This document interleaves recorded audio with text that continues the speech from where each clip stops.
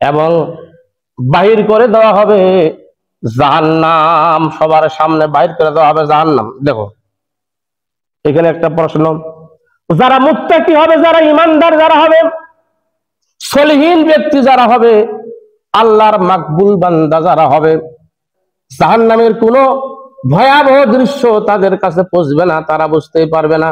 আলহামদুলিল্লাহ বলেন। তারা কোনোখানে ছিটকিও পালাবে না, সুন্দর একটা জায়গার মধ্যে তারা অবস্থান করবে, আনন্দ ফুর্তি করবে। তারা সেখানে কোরআন তেলাওয়াত করতে করতে 50,000 বছর কেটে যাবে। সুবহানাল্লাহ। ফেরেশতারা চলে আসবেন, 50,000 বছর বয়স তোমাদের হয়ে গেল এখানে এই কিয়ামতের অবস্থায়, সুতরাং তোমাদেরকে এখন আল্লাহর জান্নাতে যাইতে হবে। তারা বলবে এগুলো কেমন কথা, আমরা তো শুনছিলাম আকাশটা 100 হাত মাথার উপরে চলে আসবে, মানুষেরা দৌড়াদৌড়ি করবে উলঙ্গ উলঙ্গিনী অবস্থায়, কেউ কাউকে চিনতে পারবে না, পিতা তার সন্তানকে পরিচয় দিবে না, সন্তান তার পিতাকে পরিচয় দিবে না, দুধের সন্তান তার মাকে ভুলে যাবে, মা তার সন্তানকে ভুলে যাবে, স্তনদায়ী মেয়েলোক সন্তানকে ছিটকে ফেলে দিবে, গর্ভধারণী মেয়েলোক সন্তানকে বাহির করে ফেলে দিবে। এমন একটা বিভীষিকাময় দৃশ্য হবে। কই সেই দিনগুলা? ফেরেশতা বলবে যে না, তোমরা মুত্তাকি হওয়ার কারণে, আল্লাহর আইনকে মানার কারণে, কোরআনের পক্ষে থাকার কারণে আল্লাহ তোমাদেরকে কবুল মঞ্জুর করেছেন, এই কারণে আল্লাহ তোমাদের জন্য সরাসরি জান্নাত ঘোষণা করে দিয়েছেন। 50,000 বছর তোমরা কিয়ামতের ময়দানে হেলে দুলে খেলে তোমরা বেড়াইছো, তোমরা বুঝতেই পারো নাই। সুবহানাল্লাহ। সুতরাং যারা মুত্তাকি হবে কিয়ামতের কোনো ভয়াবহতা এরা বুঝতেই পারবে না। আর যারা জাহান্নামী হবে, আমল যাদের খারাপ হবে, তাদের হিসাব নিকাশ নেওয়ার দরকার আছে।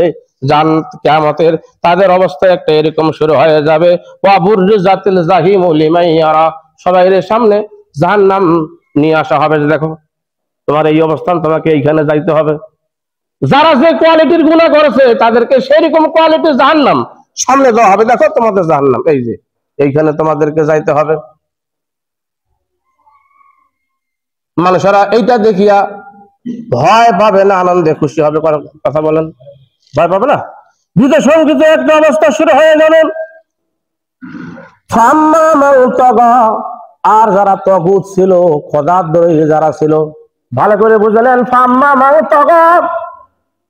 যারা তগুত ছিল, খোদাদ্রোহী যারা ছিল, আল্লাহর আইনের বিরুদ্ধে যারা সাক্ষী দিয়েছিল, ভালো করে বুঝলেন, ইসলামের বিরুদ্ধে যারা কাজ করেছিল, ধর্মের বিরুদ্ধে যারা কাজ করেছিল, সত্যের বিরুদ্ধে যারা কাজ করেছিল, সত্যকে ধ্বংস করার জন্য যারা লাঠি ধরেছিল,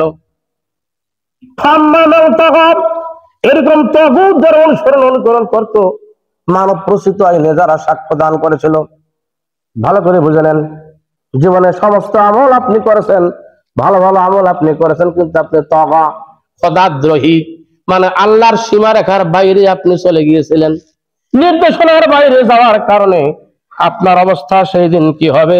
ওয়াসাল হায়াত দুনিয়া, শুধু তাই নয়, এই লোকগুলা দুনিয়ার জীবনকে বেশি প্রাধান্য দিয়েছিল, ঠিক কিনা?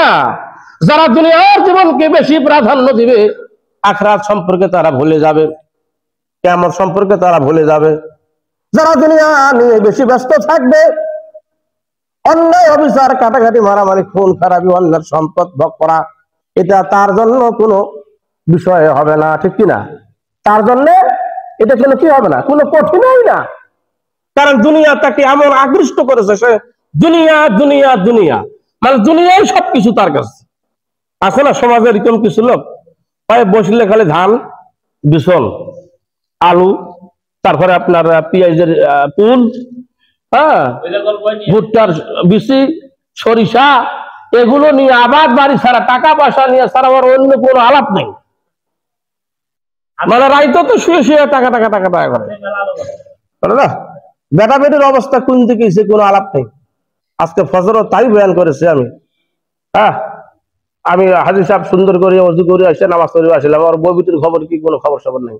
3 দিন অজু করে নেই ওর বেটা কামিল পাস, এইটা হুই হাজি সাহেবের নাই, মন্দির সাহেবের এই খোঁজ খবর নাই, নামাজের এই খোঁজ খবর নাই, আর একাই নামাজ পড়ে বেড়াইছে। আল্লাহ বলেছেন আকিমুস সালাত রে, আকিমুস সালাত, তুমি নিজে নামাজ পড়ো, তোমার অধীনস্থ যারা আছে তাদেরকে মসজিদে নিয়ে আসো। ঠিক কিনা? আখিরাত তার কাছে অনেক দূরে চলে গেছে। দুনিয়া ফাসারাল হায়াতাত দুনিয়া, দুনিয়াকে সে বেশি প্রাধান্য দিয়েছে